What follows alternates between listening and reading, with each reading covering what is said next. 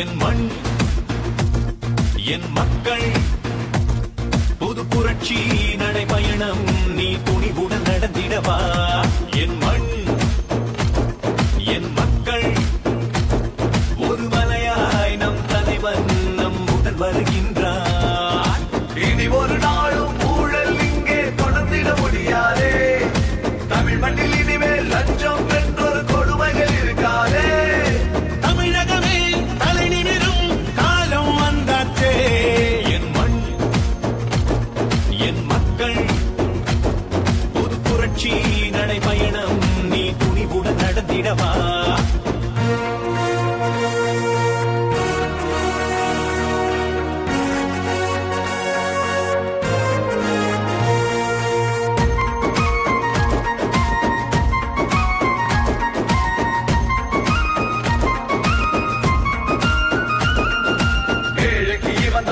மல்லடா இனி எதிர்க்கு இவன் தான் எரிமலடா தமிழகம் தாங்கும் தாமரடா நம்ம தமிழுக்கு இவன் தான் பல பிறடா நரி கூட்டம் இனிமேல் ஓடுமே நல்ல உள்ளமே நாட்டை ஆளுமே பொய் வேஷம் போட்ட கூட்டமே அந்த வேஷத்தை கலைக்கும் நேரமே அடமோடி இடம் பயின்றவன் தான் அண்ணாமலைதானே புறப்பட்டுடா புது புரட்சியடா தமிழகத்தை நீ மீட்டிடவா என் மண் என் மக்கள் புது புரட்சி நடைபயணம் நீ துணிவுடன் நடந்திடவா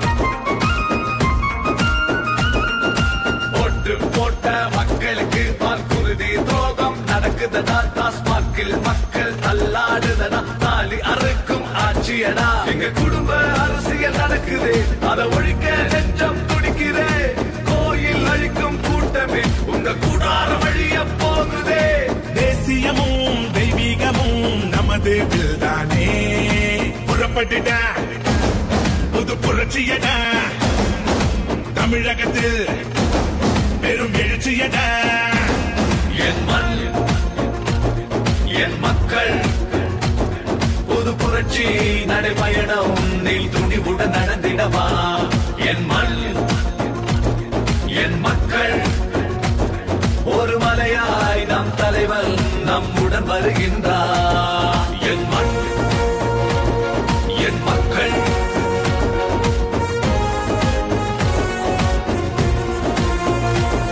என் மண் என் மக்கள்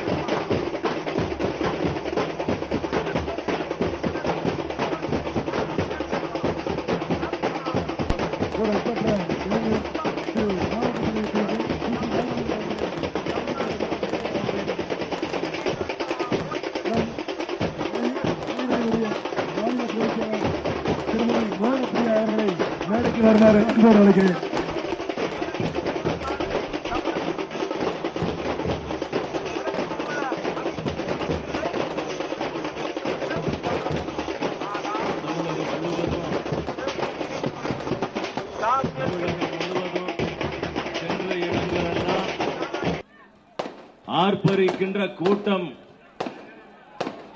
அதற்கு முன்னோட்டமாக இன்றைக்கு பெருந்துறையில எப்பொழுதுமே சொல்லக்கூடிய ஒரு வார்த்தை, ஆனால் பெருந்துறைக்கு மட்டும் அதை நாங்கள் சொல்வது கிடையாது. செல்லுகின்ற இடமெல்லாம் கடல் அலை போல ஒரு கூட்டத்தை நாம் காண முடிகின்றது. ஆனா பெருந்துறையில மட்டும்தான் கடலே திரண்டு வந்தால் எப்படி இருக்கும், அப்பேற்பட்ட ஒரு கூட்டத்தை நாம் காண்பித்திருக்கின்றோம்.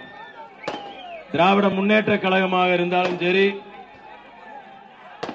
திராவிட முன்னேற்ற கழகமாக இருந்தாலும் சரி, காங்கிரஸாக இருந்தாலும் சரி, கம்யூனிஸ்டுக்காரனாக இருந்தாலும் சரி, ஏன் அவங்களுக்கெல்லாம் வயிறு வாயெல்லாம் எரியுதுன்னா இந்த கூட்டத்தை பார்த்து தான். அளவுக்கு மக்களுடைய நபர்களும் நம்முடைய சகோதர சகோதரி அத்தனை பேரும் நம்பிக்கை வைத்திருக்கக்கூடிய ஒரே தலைவன் எங்களுடைய தலைவன் அண்ணாமலை அவர்கள்.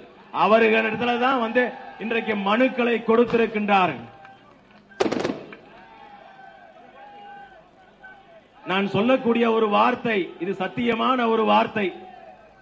ஒவ்வொரு மீட்டருக்கும் 10 மனுக்கள் நம்முடைய மாநில மக்கள் முடிவு செய்து விட்டார்கள். மக்கள் முடிவு செய்து விட்டார்கள் யார் தமிழகத்திற்கு முதல் கையெழுத்து போடணும் அப்படின்னு சொல்லி. யார் என்று சொன்னா நம்முடைய இளஞ்சிங்கம் அண்ணாமலை அவர்கள் தான். செல்லுகின்ற இடமெல்லாம் ஆர்ப்பரிக்கின்ற ஒரு கூட்டத்தை காண முடிகின்றது என்று சொன்னா இது தமிழகத்தில் இதுவரை கண்டிராத ஒரு காட்சி. முதல் முறையாக நம்ம பயணிக்கின்ற பொழுது, தமிழகத்தை தாண்டி பயணிக்கின்ற பொழுது அத்தனை பேரும் சொல்லக்கூடிய வார்த்தை, இனி தமிழகத்தில் பாரதிய ஜனதா கட்சி இனி அடித்து விளையாடும் என்றுதான் சொல்லுகின்றார்கள். நமக்கெல்லாம் பெருமை சேர்க்கக்கூடிய இன்னொரு விஷயம் என்னவென்று சொன்னா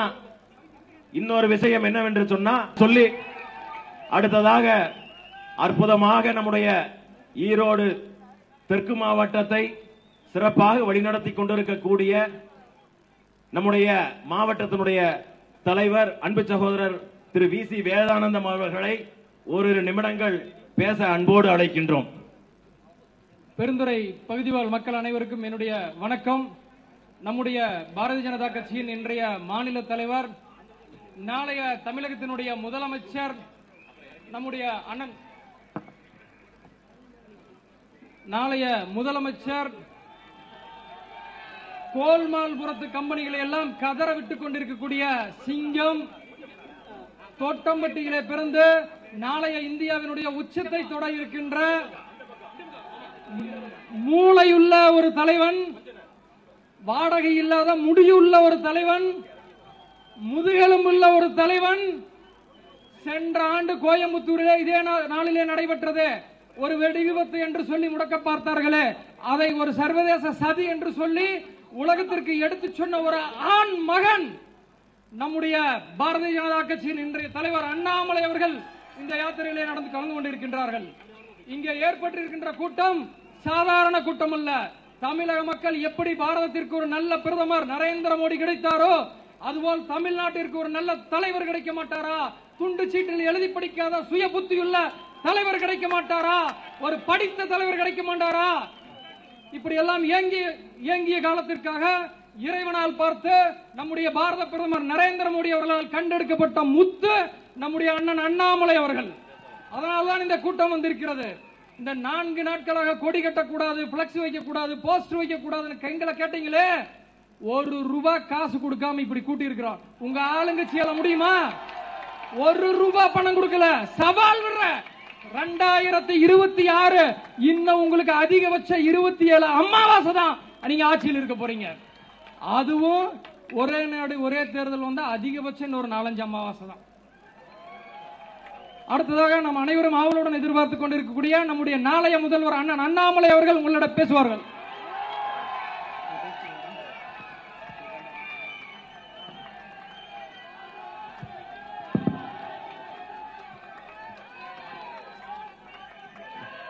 அன்பார்ந்த பெரியோர்களே, தாய்மார்களே,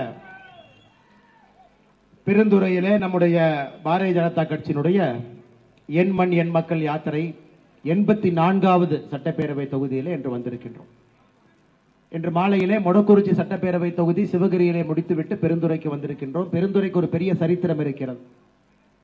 தமிழகத்திலே சில இடத்துல மக்களை திமுக ஏமாத்தலான, பெருந்துறை ஏமாற்ற முடியாது என்பதற்கு சான்றாக 1977 திமுக பெருந்துறையிலே சட்டப்பேரவை தேர்தலிலே வெற்றி பெற்றது கிடையாது.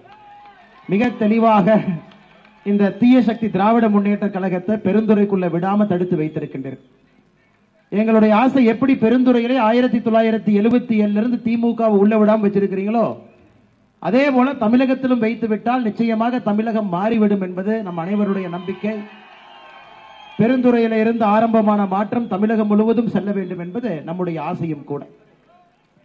என் மண் என் மக்கள் யாத்திரை எதற்காக நடத்தப்பட வேண்டும்? தமிழகத்திலே ஆளுங்கட்சி திராவிட முன்னேற்ற கழகம். அவங்ககிட்ட இல்லாத பணபலமோ படைபலமோ நிச்சயமாக பாரதிய ஜனதா கட்சியிட்ட கிடையாது. எதற்காக ஒரு யாத்திரை நடத்த வேண்டும்? அதுவும் இவ்வளவு பெரிய யாத்திரை. தமிழகத்தில் இருக்கக்கூடிய 234 தொகுதிகளுக்கும் செல்ல வேண்டும், தொகுதிகளில் நடக்க வேண்டும், மக்களோடு மக்களாக இருக்க வேண்டும் என்கின்ற இந்த எண்ணம் பாரதிய ஜனதா கட்சிக்கு எதற்காக வந்தது? சகோதர சகோதரர்களே, உங்களுக்கு தெரியும், 9 ஆண்டு காலமாக தமிழகத்தில் ஒரு பக்கம் மத்திய அரசினுடைய நல்லாட்சியை பார்த்துக் கொண்டிருக்கின்றோம். கடந்த 30 மாத காலமாக தமிழகத்திலே திராவிட முன்னேற்ற கழகத்தினுடைய தீய ஆட்சியை பார்த்துக் கொண்டிருக்கின்றோம். ரெண்டையும் பார்க்கின்றோம். ஒரு தராசு தட்டில் இருக்கக்கூடிய 2 தட்டுக்களை போல 2 ஆட்சிகள் நடந்து கொண்டிருக்கிறது. ஆனா திமுகவை பொறுத்தவரை எப்பொழுதுமே அவர்களுக்கு ஒரு எண்ணம் என்னன்னா, 23ஆம் புலிகேசியை போல நம்முடைய முதலமைச்சர் ஆட்சி நடத்தி கொண்டிருக்கின்றார். அவரை சுற்றி இருக்கக்கூடிய அனைவருமே மன்னா மக்கள் நல்லா இருக்கிறாங்க, மும்மாரி மழை பெய்யுது, அனைவரும் சந்தோஷமாக இருக்கின்றார்கள் என்று சுற்றி இருக்கக்கூடிய அதிகாரிகள் சொல்லிக் கொண்டிருக்கின்றார்கள். அதை நம்பிக்கொண்டு முதலமைச்சர் அவர்கள் கூட மகிழ்ச்சியாக எங்கே பார்த்தாலும் கூட அற்புதமாக ஆட்சி நடக்குதுன்னு ஒரு பக்கம் முதலமைச்சர், இன்னொரு பக்கம் இதே முதலமைச்சர் அவர்கள் நம்முடைய பாரத பிரதமர் நரேந்திர மோடி அவர்கள் தமிழகத்திற்கு எதுவும் செய்யவில்லை என்கின்ற குற்றச்சாட்டை வைக்கிறார்.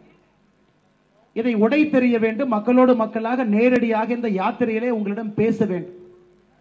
திமுக செய்திருக்கக்கூடிய தவறுகள், அதே நேரத்தில் 30 மாத காலமாக மக்களுக்கு ஏற்பட்டிருக்கக்கூடிய பிரச்சனைகளை உங்கள் முன்னால் வைக்க வேண்டும். அதே நேரத்தில் 9 ஆண்டு காலமாக மத்திய அரசு பாரதிய ஜனதா கட்சியினுடைய ஆட்சியிலே தமிழகத்திற்கு நடந்திருக்கக்கூடிய நல்ல விஷயங்களை உங்களிடம் பகிர வேண்டும் என்பதற்காக இந்த யாத்திரை நடந்து கொண்டிருக்கிறது. அதனால்தான் நான் பேசி முடித்த பிறகு நம்முடைய தலைவர்கள் பெருந்துறை சட்டப்பேரவை தொகுதியில பாரதிய ஜனதா கட்சியினுடைய ஆட்சியில இங்கே பயன்பெற்ற மத்திய அரசினுடைய பயனாளிகள் சில பேர் மேடைக்கு வந்து ஒரு சின்ன ஒரு அடையாள அட்டை ஒன்றை வாங்கிக் கொள்வார். அவங்க எல்லாம் ஏதோ ஒரு திட்டத்தில் பயன்பெற்று இருப்பார்கள். அவருடைய வாழ்க்கை என்பது முழுமையாக 9 ஆண்டு காலத்திலே மாறி இருக்கும். தைரியமாக அவர்களை கொண்டு வந்து மேடையிலே நிறுத்தி உங்களுக்கு காட்சிப்படுத்துகின்றோம். இவங்களை பாருங்க, இந்த திட்டத்திலே பயன்பெற்றிருக்கின்றார்கள். மத்திய அரசிடம் ஒரு முத்ரா திட்டத்தில் கடன் வாங்கி இருக்கிறாங்க. சாலையோர வியாபாரியாக இருந்து சுபநிதி அப்படிங்கிற திட்டத்தில் சாலையோர வியாபாரிகளுக்கு இந்தியாவில் எங்கேயுமே வங்கி கணக்கில் ஒரு வங்கியில லோன் கொடுத்து நாம் பார்த்தது கிடையாது.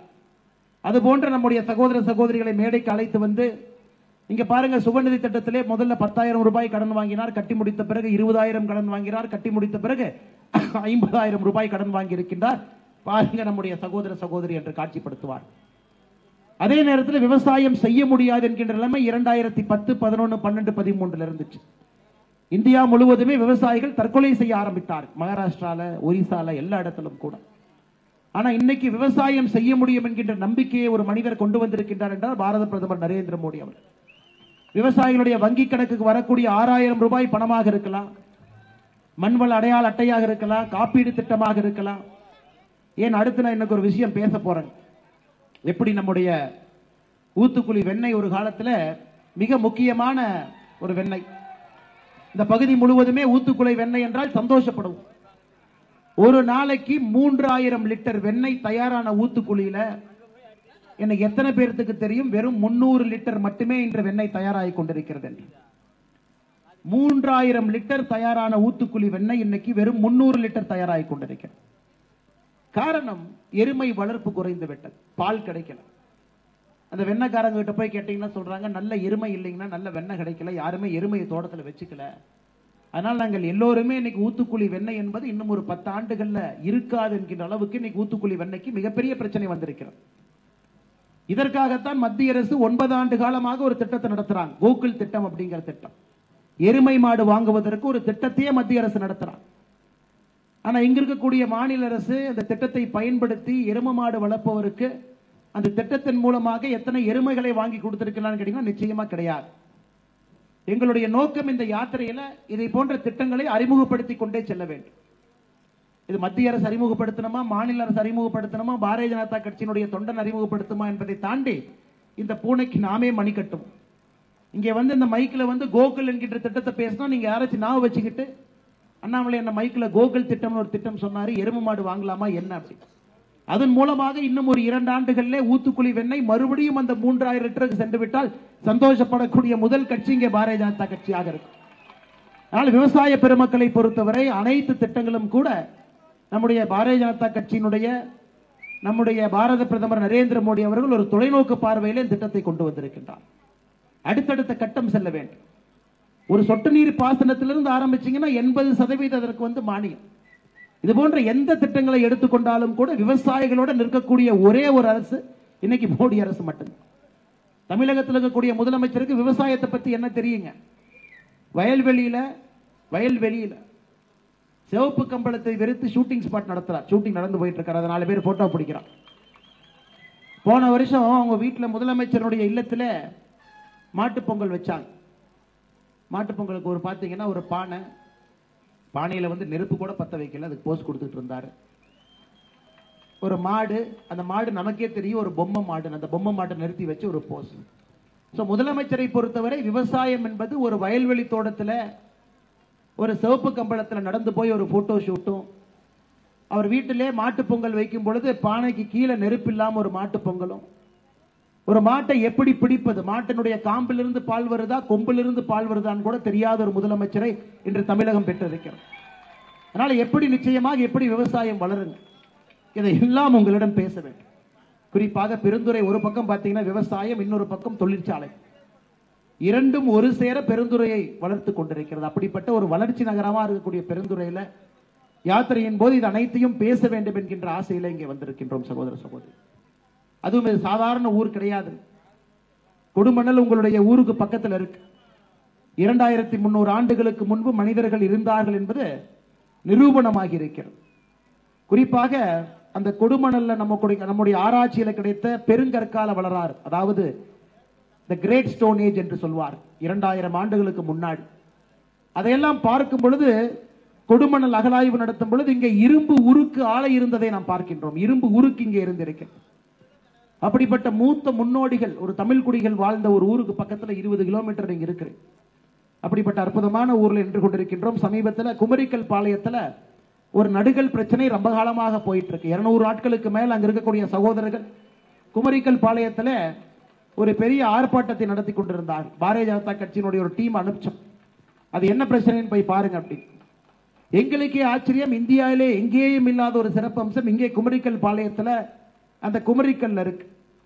தரைக்கு மேலே 30 அடி, தரைக்கு கீழே 15 அடி ஆழத்தில் இருக்கக்கூடிய அந்த கல் நமக்கு நிச்சயமாக நமக்கு தெரிகிறது ஒரு 3000 ஆண்டுகளுக்கு முன்பு யாரோ ஒரு மனிதன் அதை நட்டிருக்கின்றார் என்று.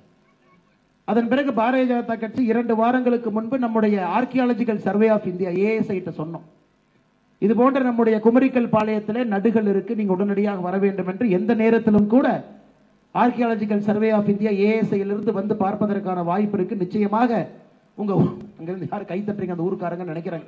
அதனால் நிச்சயமாக உங்களுடைய ஊரினுடைய அந்த பழம்பெருமையை பாரதிய ஜனதா கட்சி மீட்டெடுக்கும் என்கின்ற உறுதிமொழியை குமரிக்கல் பாளையத்திலிருந்து யார் வந்திருக்கின்றீர்களோ உங்களுக்கு இந்த நேரத்திலே நாங்கள் அதை உறுதி கொடுக்கின்றோம் சகோதர சகோதரி. வரும்பொழுது பனைமரம் ஏறக்கூடிய சகோதர சகோதரிகள் நம்முடைய நடைபயணத்தில் வந்தாங்க. இன்னைக்கு பாத்தீங்கன்னா பனைமரம் எங்கேயுமே இல்லைங்க, கொஞ்சோண்டு பனைமரம் அங்கங்க இருக்கு. அவர்களுக்கு தெரியும் இன்னும் 5 ஆண்டுகள்ல பனைமரமே இல்லாத ஒரு மாநிலமாக தமிழகம் மாறப்போவது என்பது நிச்சயமாக அவர்களுக்கு தெரியும். இன்னைக்கு பனைமரம் அழிந்து விட்டதுன்னா அதற்கு மிக முக்கிய காரணம் யாருன்னு கேட்டீங்கன்னா 2 காரணம் நான் சொல்வேன். ஒன்று, கலைஞர் கருணாநிதி அவர்கள் முதலமைச்சரான பிறகு அவருடைய பேனாவினால் போட்ட அந்த கையெழுத்து தமிழகத்திலே மறுபடியும் மது ஆலைகளை திறந்து சாராயத்தை ஆறாக விட வேண்டும் என்கின்ற அந்த கையெழுத்து ஒரு காரணம். இரண்டாவது, இத்தனை காலமாக தமிழகத்தில் எந்த காரணத்திற்கும் கூட கள்ளுக்கடையை திறக்க மாட்டோம் என்று முரண்டு பிடிக்கக்கூடிய அரசாங்கம். இந்த 2 காரணம் இன்னைக்கு தமிழகத்தில் தென்னமரம் பனைமரம் எங்கேயுமே இல்லாம போயிட்டு இருக்கிறாங்க. குறிப்பாக பனைமரம் இல்லாம. பாரதிய ஜனதா கட்சி சமீபத்தில் நம்முடைய ஆளுநரை சந்தித்து ஒரு வெள்ளை அறிக்கையை கொடுத்தோம். தமிழகத்தில் நடத்தப்படுகின்ற 5500க்கும் மேற்பட்ட டாஸ்மாக் கடைகளில் 4ல் 3 பங்கு கடைகளை இழுத்து மூட வேண்டும். அந்த டாஸ்மார்க்ங்கிறது அது ஒரு ஸ்பிரிட், அது ஒரு சாராயம் என்று கூட சொல்ல முடியாது. குடிச்சா சாவணும். அதனால் அதை வைத்து யாருக்கு எந்த பிரயோஜனம் இல்லை. அந்த டாஸ்மார்க்கில் 4ல் 3 பங்கு கடையை இழுத்து மூடுவோம், அதே நேரத்தில் கள்ளுக்கடைகளை திறந்து விடுவோம் என்கின்ற வெள்ளை அறிக்கையை நம்முடைய மேதக ஆளுநர்கிட்ட கொடுத்துட்டு, குறிப்பாக தென்னை மரம் பனை மரம் மூலமாக தமிழக அரசு ஒரு ஆண்டுக்கு 1 லட்சம் கோடி ரூபாய் வருமானம் சம்பாதிக்க முடியும் என்கின்ற வெள்ளை அறிக்கை 314 பக்க வெள்ளை அறிக்கை கொடுத்துட்டு வந்திருக்கும். அதன் பிறகு முதலமைச்சருக்கு ஒரு காப்பி அனுப்பிச்சிருக்கிறோம்.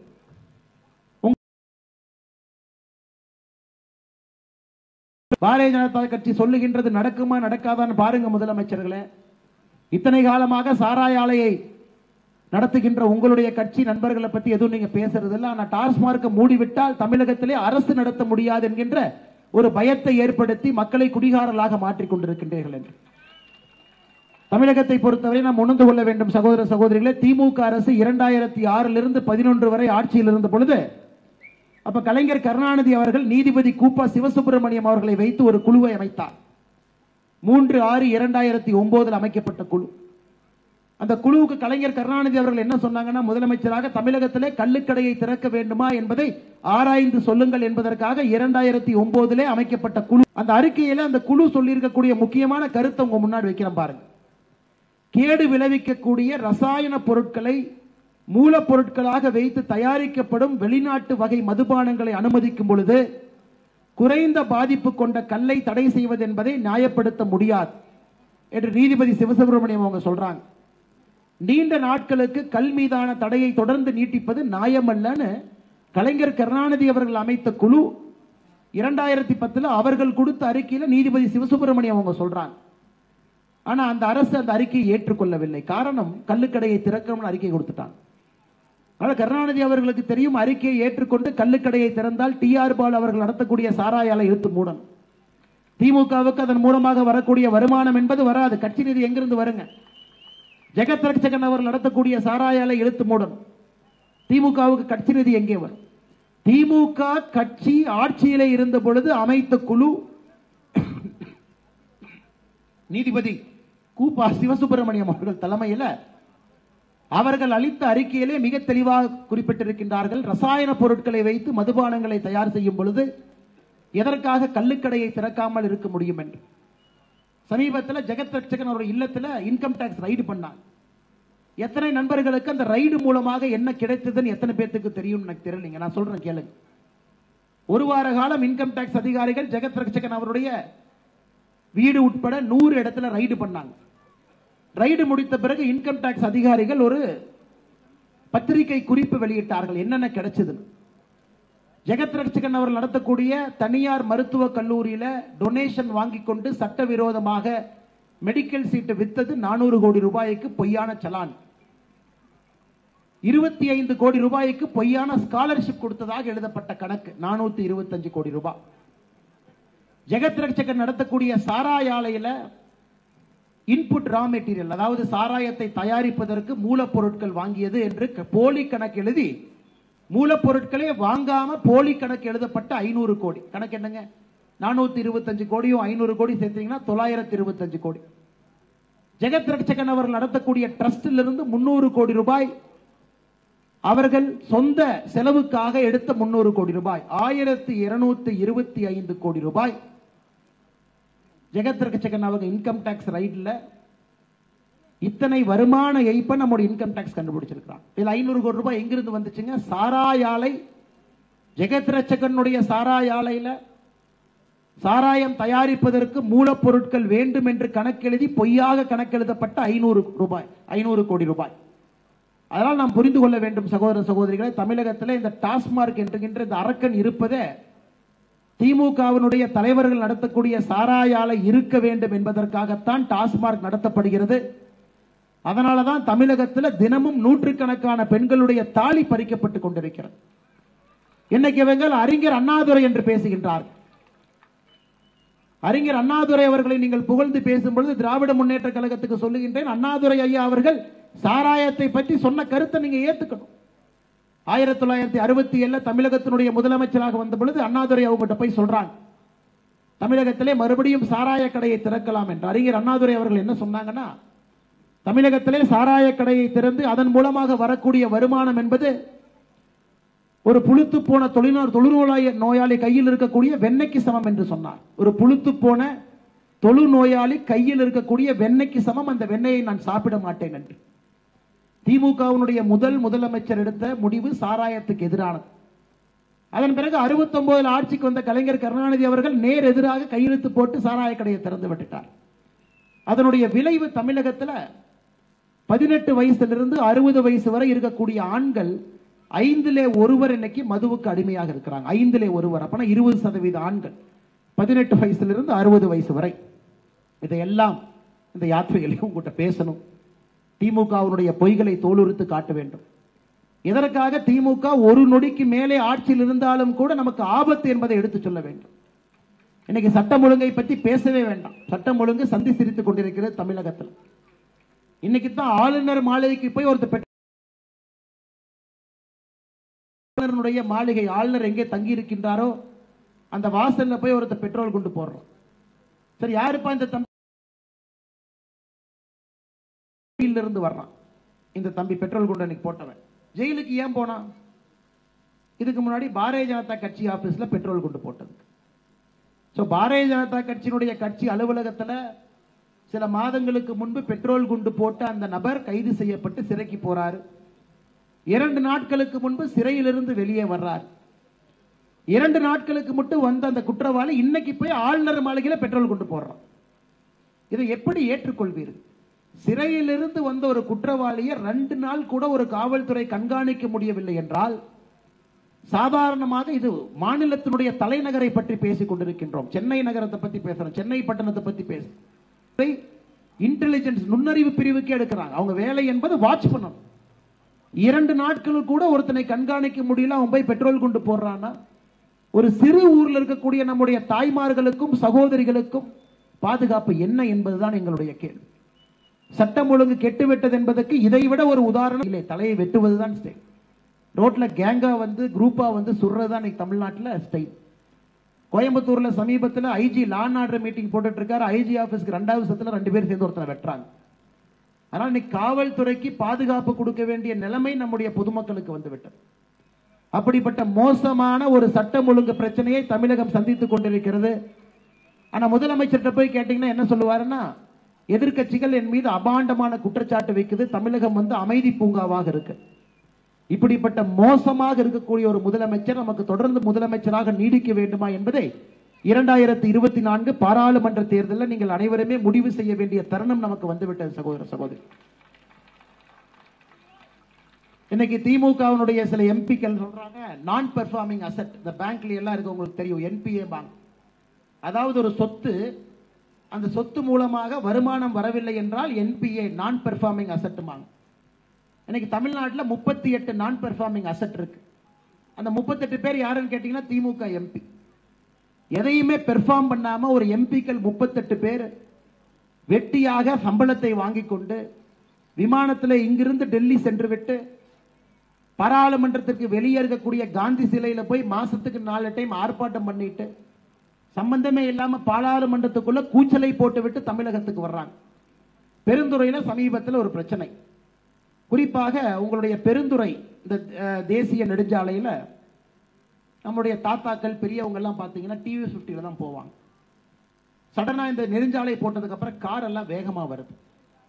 நம்முடைய தாத்தாக்கள் ஒரு சின்ன வண்டியில போறவங்களுக்கு அந்த காருடைய ஸ்பீடை கணிக்க முடியாது. கிட்டத்தட்ட அதிகமான ஒரு 17-18 விபத்துக்கள் 1.5 வருஷத்துல அந்த நெடுஞ்சாலை நடந்திருக்குது. உங்க பெருந்துறை பகுதியில் மட்டுமே அவ்வளவு நம்முடைய பெரியவர்கள் உயிரிழந்திருக்கிறாங்க. ஏன்னா அவங்களுக்கு தெரியல, அந்த வண்டியில போகும்பொழுது அந்த கார் வர்ற ஸ்பீடு, அவங்க கிராமத்துல வர்ற மாதிரி வர்றாங்க, டக்குன்னு உள்ள போறாங்க, கார் வந்துடுது, அடிச்சு இறந்துடுறாங்க. இதை பல மாதமாக ஒரு கோரிக்கையை வைத்து வைத்து வைத்து உயிர்கள் போய் கொண்டிருக்கிறது. நம்முடைய பாரதிய ஜனதா கட்சி கிட்ட இங்க இருக்கக்கூடிய பொதுமக்கள் பாதுகாப்பு அறக்கட்டளை அதனுடைய தலைவர் நிர்வாகிகள் நம்முடைய பாரதிய ஜனதா கட்சியில கோரிக்கை கொடுத்தாங்க. எப்ப கோரிக்கை கொடுத்தாங்க? ஜூன் மாதம் 30ஆம் தேதி கோரிக்கை கொடுத்தாங்க. நீங்கள் ஏதாவது இதை எங்களுக்கு செய்து கொடுக்க வேண்டும் என்று. பாரதிய ஜனதா கட்சிக்கு இங்க எம்பி இல்லை, எம்எல்ஏ இல்லை. ஆனா இங்க இருக்கக்கூடிய பாரதிய ஜனதா கட்சியினுடைய தலைவர்கள் நேரடியாக நம்முடைய மத்திய அமைச்சர் நிதின் கட்கரி அவர்களை தொடர்பு கொண்டு, பெருந்துறையில் இந்த பிரச்சனை இருக்குதுங்க ஐயா, அதிகமான தமிழ்நாட்டில் போக்குவரத்து இருக்கக்கூடிய சாலை இது போன்ற போக்குவரத்து எங்கேயுமே இந்தியாலேயே இல்லை, உடனடியாக எங்களுக்கு இதை நீங்கள் சரி பண்ணி கொடுக்க வேண்டும் என்று சொல்லி நமக்கு மனு கொடுக்கப்பட்டது. ஜூன் மாதம் 30ஆம் தேதி. செப்டம்பர் மாதம் 1ஆம் தேதி 93 கோடி ரூபாய் நிதியை ஒதுக்கி கொண்டு வந்து 2 மேம்பாலங்கள் இங்கே கட்டுவதற்கான ஆர்டர் கொண்டு இன்னைக்கு டெண்டர் போயிட்டு இருக்கு. இது பாரதிய ஜனதா கட்சியால் என்ன செய்ய முடியும் என்பதற்கு ஒரு உதாரணம், ஒரு சின்ன உதாரணம்.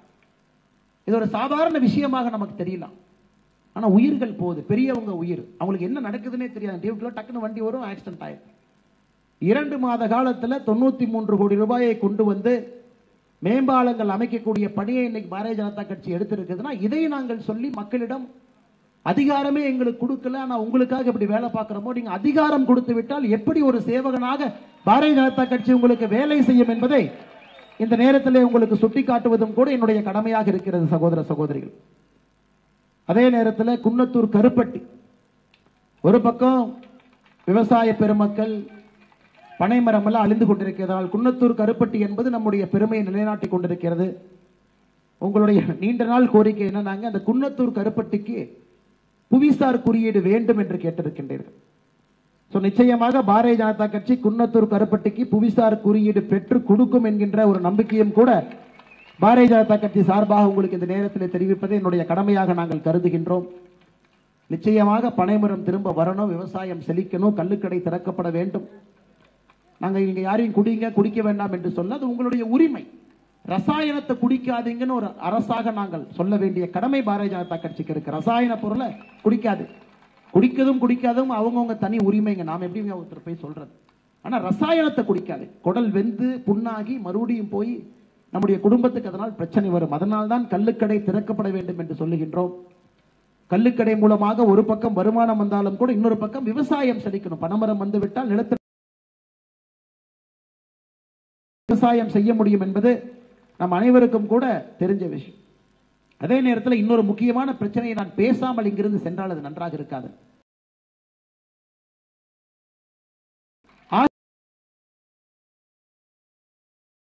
ஒரு தொழில்பேட்டை என்பது 2000 உட்பட 2700 ஏக்கருக்கு தொழில்பேட்டை குறைவாக தான் இருக்கு. அதிலே நம்முடைய பெருந்துறையும் ஒன்று. 2709 ஏக்கர், ஒரு கோடியே 20 லட்சம் ரூபாய். சிப்காட்டிலே பயன்படுத்தக்கூடிய தண்ணிக்கு அரசு வசூல் பண்றாங்க. தண்ணியை கொடுப்பது மூலமாக அரசுக்கு வரக்கூடிய தொகை 1 கோடியே 80 லட்சம். கணக்கு போட்டு பார்த்தீங்கன்னா சிப்காட் நடத்துவதன் மூலமாக மாநில அரசுக்கு 3 இன்னைக்கு பாலத்தொழு குளத்தில் இருக்கக்கூடிய தண்ணியை பாருங்க எப்படி இருக்கு. இது அந்த பாலத்தொழுவு குளத்தில் இருக்கக்கூடிய தண்ணீர், அந்த குளத்திலிருந்து எடுக்கப்பட்ட தண்ணீர் 477 ஏக்கர் இருக்கக்கூடிய தண்ணீர் முழுவதும் மாசுபட்டு விட்டது. முழுவதும் மாசுபட்டு விட்டது. தமிழகத்தை மன்னிக்க வேண்டும், இன்னைக்கு நம்பர் 1 ஈரோடு. தமிழகத்திலே அதிகமாக கேன்சர் புது பேஷண்ட் வர்றது ஈரோடு. இவ்வளவு பிரச்சனைகள் இருக்கு. ஆனா நம்முடைய சுற்றுச்சூழல் அமைச்சர் என்ன சொல்றாருன்னா, சிவமையநாதன் எனக்கு அமைச்சர் பதவி வாங்கி கொடுத்ததே துர்காமா தான் வாங்கி கொடுத்தாரு அப்படின்னு சொல்லி டயலாக் பேசிட்டு இருக்காரு. அவர் வேலை என்னன்னா, இங்கே வந்து குளத்தை பார்த்து விட்டு சிப்காட்டுக்கு போயிட்டு 3 கோடி ரூபாய் வருமானம் வருகிறது, வருடத்திற்கு 36 கோடி ரூபாய் வருமானம் வருகிறது, எப்படி இந்த பணத்தை வைத்து central effluent treatment plant CEPT என்கின்ற ஒரு சென்ட்ரலைஸ்டு பிளான்ட் போட்டு அதன் மூலமாக இந்த தொழிற்சாலையினுடைய மாசுக்களை சுத்தப்படுத்தி தண்ணிக்குள்ள விடணும். இது ஒரு பெரிய ஒரு விஷயம் கிடையாதுங்க. திமுகவுடைய தேர்தல் அறிக்கை ஈரோட்டு கொடுத்திருக்கிறாங்க. ஈரோடு பை எலெக்ஷன்ல முதலமைச்சர் ஸ்டாலின் அவங்க சொன்னது, சென்ட்ரல் எஃப்ளூயன்ட் ட்ரீட்மெண்ட் பிளான்ட் ஈரோட்டுக்கு போட்டு கொடுப்போம். இன்னைக்கு இல்லாதனால மன்னிக்க வேண்டும் சகோதர சகோதரிகளே, பெருந்துறை கொஞ்சம் கொஞ்சமாக கண் முன்னால் அழிந்து கொண்டிருக்கிறது. தாத்தா காலத்தில் இருந்த பெருந்துறை வேற, உங்க காலத்தில் இருக்கிற பெருந்துறை வேற, உங்க குழந்தை காலத்திற்கு நிச்சயமாக பெருந்துறை என்பது இருக்காது. அதனால்தான் இந்த பிரச்சனையை பாரதிய ஜனதா கட்சி பொதுவெளியில பேசும். பொதுவெளியிலே பேசக்கூடிய பிரச்சனை அவ்வளவு முக்கியமான பிரச்சனை. விவசாய நிலங்கள் மாசுபட்டு கொண்டிருக்கிறது. தண்ணீருடைய நிலைமையை பாருங்க. 477 ஏக்கர் குளத்தினுடைய தண்ணீரை பாருங்க. நாங்கள் கேட்பது ஒன்றே ஒன்று. ஒரு பக்கம் கேன்சர் நோய் அதிகமாக இருக்கக்கூடிய மாவட்டமாக ஈரோடு மாறுது. இன்னொரு பக்கம் எல்லா பக்கமும் கூட மாசு என்பது நிலத்துல, தண்ணீர்ல, காத்துல அனைத்து இடத்திற்கும் வந்து விட்டது. இன்னும் மாநில அரசு என்ன செய்து கொண்டிருக்கின்றீர்கள்? வேடிக்கை பார்த்து கொண்டிருக்கின்றீர்களா? அதே நேரத்தில் இன்னொரு கேள்வியும் இங்க வைக்கணும். அதே சிப்காட் வளாகத்தில் இன்னொரு நிறுவனம் இருக்கு. அதனுடைய பெயர் தாட்கோ, தமிழ்நாடு ஆதி திராவிடர் ஹவுசிங் டெவலப்மெண்ட். அதாவது நம்முடைய எஸ்சி சமுதாய சகோதர சகோதரிகளுக்கு தொழில் ஊக்குவிப்பு வழங்குவதற்காக ஒரு நிறுவனம் 28 ஆண்டுகளுக்கு முன்னாடியே கட்டியாச்சு. 250 தொழிற்கூடங்கள் உள்ள வைக்கலாம். எஸ்சி சமுதாய சகோதர சகோதரிகள் தொழிற்சாலைகள் எல்லா வசதியும் உள்ள இருக்கு. அவர்கள் தொழிலிலே முன்னேற வேண்டும் என்பதற்காக தாட்கோ உள்ள கொண்டு வந்தார். இதுவரை ஒரு தொழிற்சாலை கூட அங்கே வரவில்லை. 250 பாக்ஸ் சும்மா இருக்கு. சமூக நீதி பேசக்கூடிய திமுக பட்டியலின சகோதர சகோதரிகளுக்கு நாங்கள் தான் பாதுகாவலன் என்று சொல்லக்கூடிய திமுக பெருந்துறை சிப்கோட்ல தாட்கோ நிறுவனம் 250 எஸ்சி சகோதர சகோதரிகளுக்கு அந்த நிறுவனத்தை கொடுக்கணும், தொழிற்சாலைகள் ஆரம்பித்து கொடுக்கணும். ஒருத்தருக்குமே கொடுக்காம அந்த துறையினுடைய அமைச்சர் கயல்வெளி செல்வராஜ் அவர்கள் தூங்கிக் கொண்டிருக்கின்றார். நான் சொல்வது பொய் என்று திமுக மறுத்தால் அந்த வீடியோவை வெளியிட நான் தயார். தாட்கோ இன்னைக்கு எப்படி இருக்கு, உள்ள என்ன நடக்குது? 28 வருட காலமாக அங்கே ஒரு தொழிற்சாலை கூட எஸ்சி சமுதாயத்திற்காக சகோதர சகோதரிகளுக்காக அவர்கள் உருவாக்கவில்லை என்பதை நான் அவர்களுக்கு வெளியிட்டு காட்டுகின்றேன். அதனால் சகோதர சகோதரிகளே, பெருந்துறையில இவ்வளவு பிரச்சனைகள் இருக்கு, இதை தீர்க்கணும். அதனால் ஒரே ஒரு உறுதிமொழி உங்களுக்கு கொடுக்கின்றோம். பாரதிய ஜனதா கட்சியினுடைய எம்பி ஈரோடு கிடைக்கும் பொழுது நாங்கள் செய்யக்கூடிய முதல் வேலை, உங்களுக்கு திருப்பூர் பாராளுமன்ற தொகுதிக்கு வர்றேன். திருப்பூர் பாராளுமன்ற தொகுதியில எங்களுடைய எம்பி கிடைக்கும் பொழுது நாங்கள் செய்யக்கூடிய வேலை, ஈரோட்டுக்கு மத்திய அரசினுடைய நிதியில ஒரு கேன்சர் ஹாஸ்பிட்டல் நாங்கள் கொண்டு வரோம். முழு கேன்சர் ஹாஸ்பிட்டல் கொண்டு வர்றோம். World class hospital. இந்தியாவில் எங்கேயுமே இல்லாத அளவுக்கு ஒரு தனித்தன்மை வாய்ந்த ஒரு ஹாஸ்பிட்டலை பாரதிய ஜனதா கட்சி இங்கே கொண்டு வரும். இது சவால் மாநில அரசு. இல்ல போட்டி போட்டு நாங்க செய்வோம்னா தயவு செஞ்சு நீங்க செஞ்சு காட்டுங்க. இந்த பிரச்சனை என்பது இன்னைக்கு உண்மையாலுமே பெருசாகிட்டு இருக்கு, விஸ்வரூபமாக போகுது. தூத்துக்குடி வெண்ணெய் அதிகப்படுத்துவதற்காக அடுத்த 15 நாட்கள்ல பாரதிய ஜனதா கட்சியினுடைய தலைவர் தொண்டர் அவர்கள் ஊத்துக்குளி பகுதியிலே 3 சிறப்பு முகாம்களை நாம் போட இருக்கின்றோம். மத்திய அரசினுடைய கோகுல் திட்டத்தை விரிவுபடுத்துவதற்கு நம்முடைய மத்திய இணையமைச்சர் அண்ணன் முருகன் அவர்கள் அந்த முகாமை துவக்கி வைப்பதற்கு வருவாங்க. ஊத்துக்குளி பகுதியிலே மத்திய அரசினுடைய கோகுல் திட்டத்தை கொண்டு வந்து குறிப்பாக எருமை வளர்ப்பு, மாடு வளர்ப்புக்கு ஊக்குவிப்பு கொடுத்து மறுபடியும் ஊத்துக்குளி வெண்ணெயை கொண்டு வருவதற்கு பாரதிய ஜனதா கட்சி பாடுபடும் என்று சொல்லி குன்னத்தூர் கருப்பட்டிக்கு புவிசார் குறியீடு கிடைப்பதற்கு நிச்சயமாக நாங்கள் நடவடிக்கை எடுத்து பெற்றுக் கொடுப்போம் என்று சொல்லி, அதே போல அவினாசி அத்திக்கடவு திட்டத்தில் 83% திட்டத்தை இதற்கு முன்பிருந்த ஆட்சி முடித்துவிட்டு போயிட்டாங்க. 17% முடிப்பதற்கு 30 மாத காலமாக திமுக டிராமா பண்ணிட்டு இருக்கு. இதனுடைய நோக்கம் என்பது 1045 நீர்நிலைகளுக்கு பவானி ஆற்றிலே வரக்கூடிய உபரி நீரை கொண்டு வரும். ஆனா இன்னைக்கு பெரிய குற்றச்சாட்டு என்னன்னா 1200க்கு மேற்பட்ட குளங்கள் விடுபட்டுள்ளதுன்னு ஒரு பெரிய குற்றச்சாட்டு இருக்கு. அந்த 1200 குளங்கள்ல பெரும்பகுதியான குளங்கள் பெருந்துறை சார்ந்த குளங்கள். அதை சேர்ப்பதற்கும் பாரதிய ஜனதா கட்சி உங்களோடு சேர்ந்து விவசாய பெருமக்களோடு சேர்ந்து போராடும் என்கின்ற ஒரு உறுதிமொழியும் உங்களுக்கு கொடுத்து, சகோதர சகோதரிகளே, குறிப்பாக நம்முடைய முதலமைச்சர் அவர்கள் எந்த மேடைக்கு போனாலும் கூட பெரிய பொய் என்ன பேசுறாருன்னா, பாரதிய ஜனதா கட்சி தமிழ்நாட்டுக்கு எதுவும் செய்யல. அப்படி தமிழகத்திற்கு கடந்த 9 ஆண்டுகள்ல பாரதிய ஜனதா கட்சி நம்முடைய மத்திய அரசு கொண்டு வந்திருக்கக்கூடிய நிதி 10,76,000 கோடி ரூபாய் 9 ஆண்டுகளில் கொண்டு வந்திருக்கின்றோம். அதை ஒரு வெள்ளை அறிக்கையாக வெளியிட்டிருக்கின்றோம். வெள்ளை அறிக்கை வெளியிட்டு 3 மாத காலம் ஆகிறது. முதலமைச்சருக்கு சவாலும் விட்டிருக்கின்றோம். அந்த 10,76,000 கோடி ரூபாய் பொய் என்று சொல்லுங்கள் என்று. இதுவரை முதலமைச்சர் அவர்கள் வாய் கூட திறக்கலை. அப்படி இருந்தும் உங்கள் மூலமாக முதலமைச்சருக்கு சொல்ல என்ன கடமைப்பட்டிருக்கின்றோம் என்றால் ஈரோட்டுக்கு என்ன செஞ்சிருக்கோம் என்று சொல்வது நம்முடைய கடமை.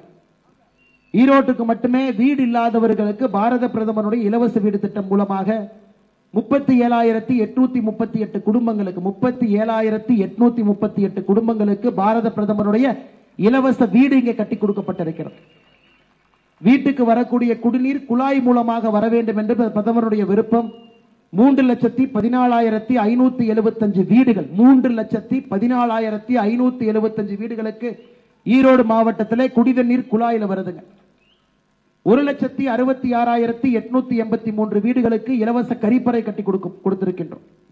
சமையல் எரிவாயு சிலிண்டர் இல்லாதவங்களுக்கு 1,02,869 சிலிண்டர் கொடுக்கப்பட்டிருக்கிறது. பிரதமருடைய 5 லட்சம் ரூபாய் மருத்துவ காப்பீடு ஈரோடு மாவட்டத்தில் மட்டுமே 1,84,153 பேர் பயன்படுத்தி இருக்கிறேன். PM கிசான் நிதி வருடத்திற்கு 6,000 ரூபாய் கிடைக்கக்கூடிய விவசாய பெருமக்கள் ஈரோடு மாவட்டத்தில் 95,782 பேர் இருக்காங்க. 95,782.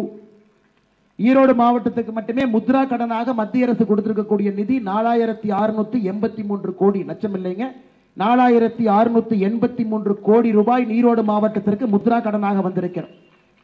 இதையெல்லாம் சொல்லி மக்கள்கிட்ட நாம ஓட்டு கேட்க போறோம், உங்கள் அன்பை பெற இருக்கின்றோம். ஆனா நம்முடைய முதலமைச்சர் அவர்கள் எதை சொல்லி ஓட்டு கேட்பார்? ஆட்சிக்கு வந்த பிறகு தமிழகத்தை குடிகார மாநிலமாக மாட்டியிருக்கின்றேன் என்று சொல்ல போறாரா? தமிழகத்தை கடன்கார மாநிலமாக மாட்டியிருக்கின்றேன் சொல்ல போறாரா? 7,53,000 கோடி கடன், இந்தியாவிலே அதிகமாக கடன் வாங்கிய மாநிலம் தமிழகம். என்னுடைய மகனுக்கும் மருமகனுக்குமாக ஆட்சி நடத்துகின்றேன்னு சொல்வாரா? அவருடைய மந்திரி சபையில் இருக்கக்கூடிய 35 மந்திரியில 11 மந்திரிகள் இன்னைக்கு கோர்ட்டில் அவர்கள் மீது ஊழல் புகாருக்கான கேஸ் நடந்துகிட்டு இருக்கு. 11 மந்திரிகள் 35 பேருக்கு.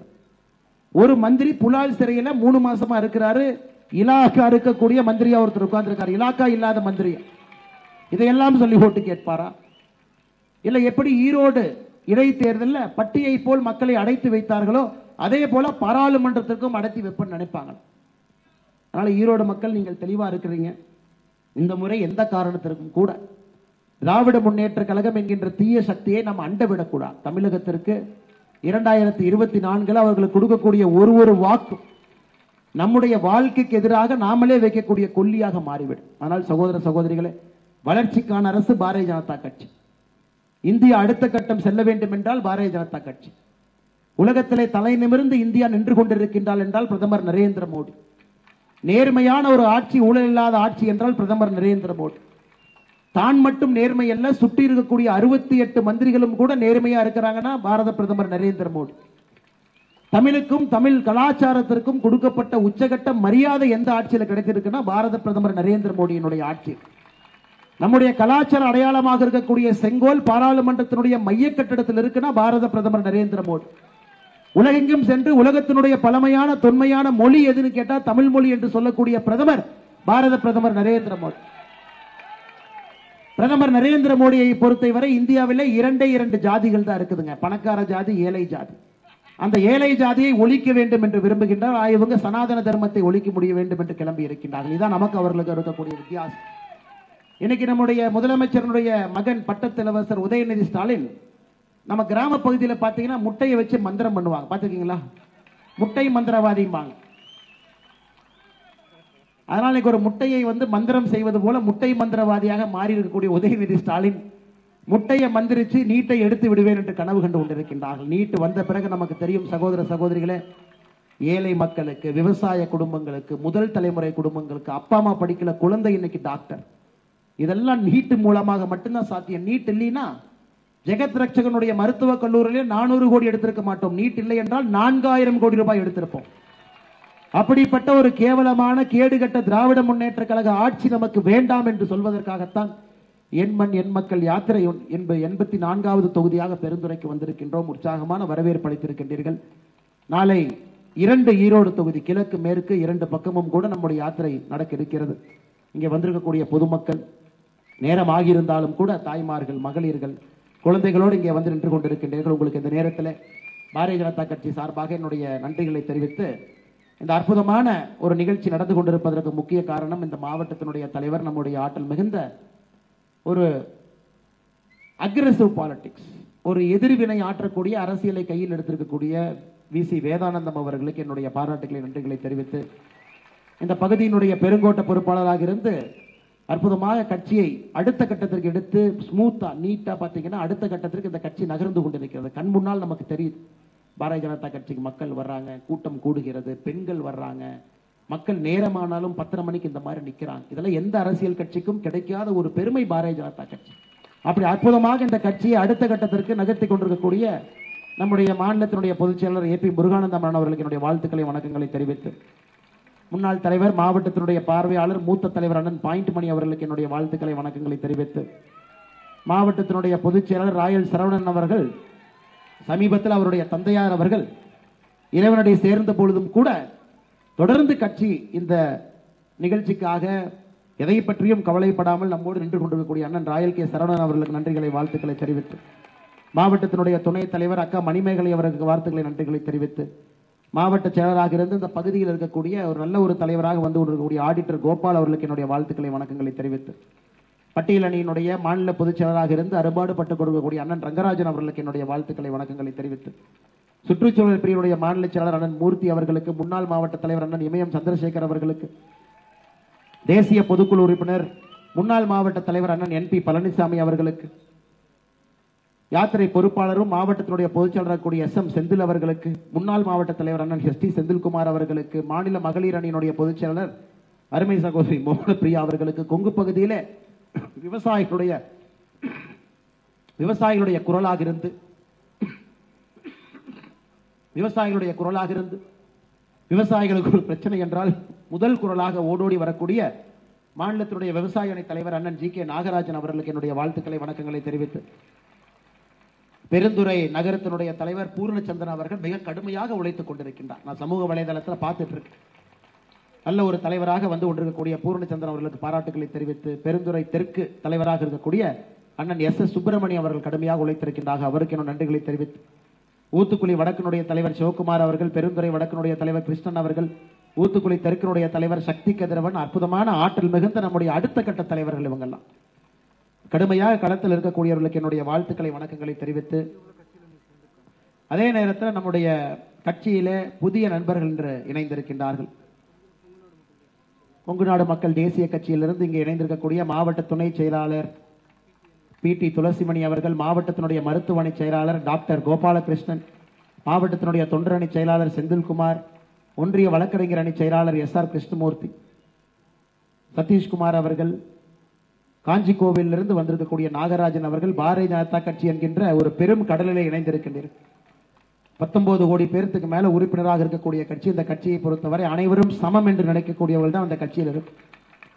பிரதமராக இருந்தாலும் கடைக்கோடி தொண்டனாக இருந்தாலும் அனைவரும் சமம் என்று நினைப்பவர்கள் தான் இந்த கட்சியில நாங்கள் நிலைத்து நின்று கொண்டிருக்கின்றோம்.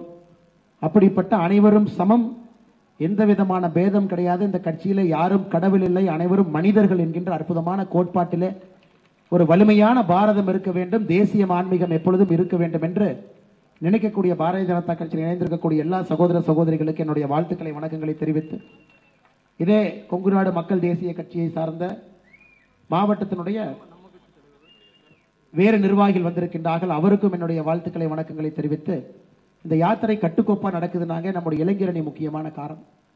என கடுமையான பணிச்சுமை அவர்களுக்கு கட்டுக்கோப்பாக இந்த யாத்திரை நடத்தி கொண்டு வர வேண்டும். இளைஞரணியினுடைய மாவட்ட தலைவராக இருக்கக்கூடிய கேடிஎஸ் கவின் அவர்களுக்கு என்னுடைய நன்றிகளை தெரிவித்து, மேடையில் இருக்கக்கூடிய எல்லா தலைவர்களுக்கும் நன்றியை தெரிவித்து, நேரமாகிக் கொண்டிருக்கிறது.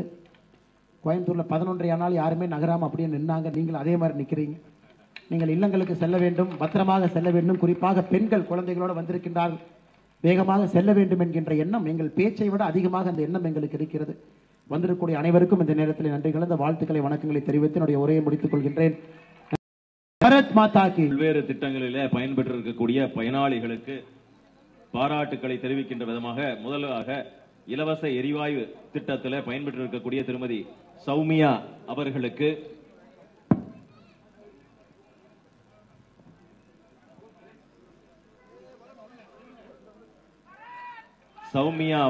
மாநில தலைவர் அவர்கள்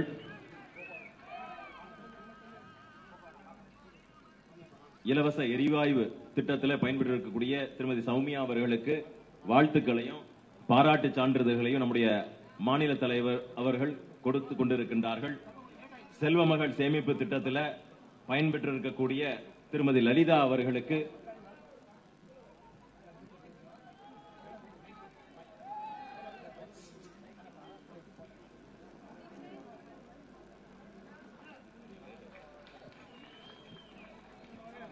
செல்வமகள் சேமிப்பு திட்டத்தில் பயன்பெற்றிருக்கக்கூடிய திருமதி லலிதா அவர்களுக்கு பாராட்டுக்களையும், அனைவருக்கும் வீடு கட்டு திட்டத்தில் பயன்பெற்றிருக்கக்கூடிய திரு சண்முகம் அவர்களுக்கு பாராட்டுக்களையும் பாராட்டு சான்றிதழையும் நம்முடைய தலைவர் அவர்கள் கொடுத்துக் கொண்டிருக்கிறார். விவசாயிகளுக்கான 6000 ரூபாய் நிதி உதவி திட்டத்தில் பயன்பெற்றிருக்கக்கூடிய திரு கந்தசாமி அவர்களுக்கு பாராட்டுக்களை தெரிவிக்கின்றார்கள். பிரதமரினுடைய சிறு குறு உணவு பதப்படுத்துதல் திட்டத்தில் பயன்பெற்றிருக்கக்கூடிய திரு பூபாலன் அவர்களுக்கு நம்முடைய தலைவர் அவர்கள் பாராட்டுகளையும் சான்றிதழ்களையும் கொடுத்துக் கொண்டிருக்கின்றார்கள். அதே போல தொடர்ந்து இந்த நம்முடைய நிகழ்ச்சியிலே எங்கு சென்றாலும் தொடர்ந்து தூய்மை பணியை சிறப்பாக செய்து கொண்டிருக்கக்கூடிய நம்முடைய ஈரோடு தெற்கு மாவட்டத்தினுடைய பெருந்துறை சட்டமன்ற தொகுதியினுடைய தூய்மை பாரத குழு சகோதரர் மூர்த்தி அவர்களுக்கும், சுற்றுச்சூழல் பிரிவினுடைய மாநில செயலாளர் மூர்த்தி அவர்களுக்கும், மாவட்ட தலைவர் சிவகுமார் அவர்களுக்கும், அனுராதா அவர்களுக்கும், குமார் அவர்களுக்கும், ராஜசேகர் அவர்களுக்கும், ரமேஷ் காளியப்பன் அவர்களுக்கும், ரமேஷ் கிருஷ்ணசாமி அவர்களுக்கும், சம்பத் குமார் அவர்களுக்கும், கோமதி அவர்களுக்கும், சோலை ராஜன் அவர்களுக்கும், ருக்மணி அவர்களுக்கும், ஜெயக்கொடி அவர்களுக்கும், மணிமேகலை அவர்களுக்கும், பெரியம்மாள் அவர்களுக்கும், இளங்கோவன் அவர்களுக்கும், பழனிசாமி அவர்களுக்கும், எம் சோமு அவர்களுக்கும், ராஜ மாணிக்கம் அவர்களுக்கும், ராஜபாண்டியன் அவர்களுக்கும், கார்த்திகேயன் அவர்களுக்கும், ஆதிகேசவன் அவர்களுக்கும், மேலும் அவரோடு இணைந்து அற்புதமாக இந்த தூய்மை பணியை எடுத்துக்காட்டாக நிகழ்த்திக் கொண்டிருக்கக்கூடிய அத்தனை சகோதர சகோதரிகளுக்கும் பாரதிய ஜனதா கட்சியின் சார்பாக பாராட்டுக்களை தெரிவிப்பதோடு இந்த நிகழ்ச்சிக்கு ஒத்துழைப்பு நல்கிய காவல்துறையினுடைய அன்பர்கள் உங்களுக்கும் பாரதிய ஜனதா கட்சியின் சார்பாக வாழ்த்துக்களையும் வணக்கங்களையும் தெரிவித்துக் கொள்கின்றோம்.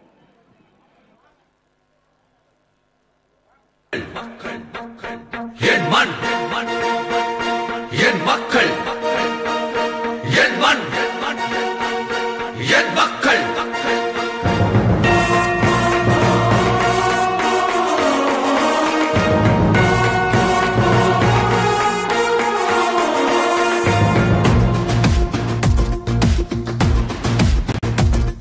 என் மண், என் மக்கள், புது புரட்சி நடைபயணம் நீ துணிவுடன் நடந்திடவா. என் மண், என் மக்கள், ஒரு மலையாய் நம் தலைவன் நம்முடன் வருகின்றார்.